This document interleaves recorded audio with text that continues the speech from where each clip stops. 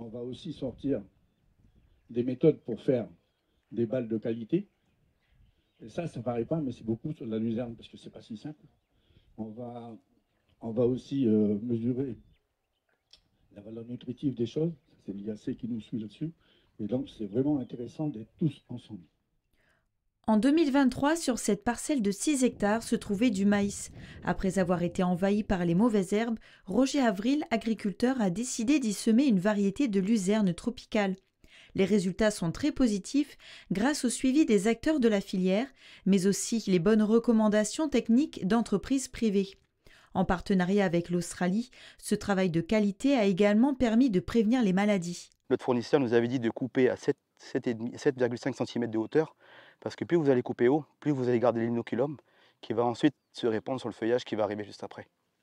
C'est pour ça qu'il faut vraiment veiller à une méthode de travail et puis de gestion très pointue pour éviter, voilà, d'avoir ce résultat-là en fait.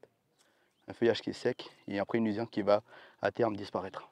On a des conditions climatiques qui sont pratiquement les mêmes dans certaines régions d'Australie et de Nouvelle-Calédonie.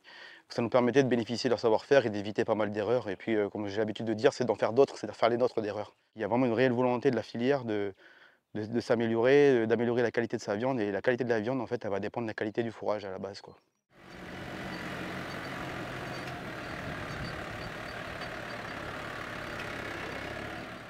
Un système en déneur classique, donc type araignée avec bâche latérale.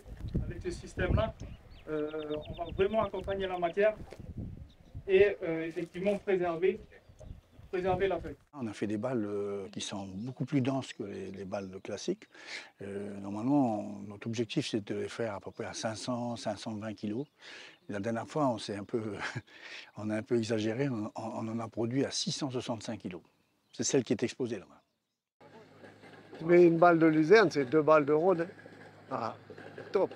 Après, il faut quand même l'eau pour pouvoir irriguer. Ah, bah, il faut des bonnes terres. Il faut des bonnes terres, il faut de l'eau. Non, mais c'est compliqué. On est dans des verts pâturages, donc ça fait du bien.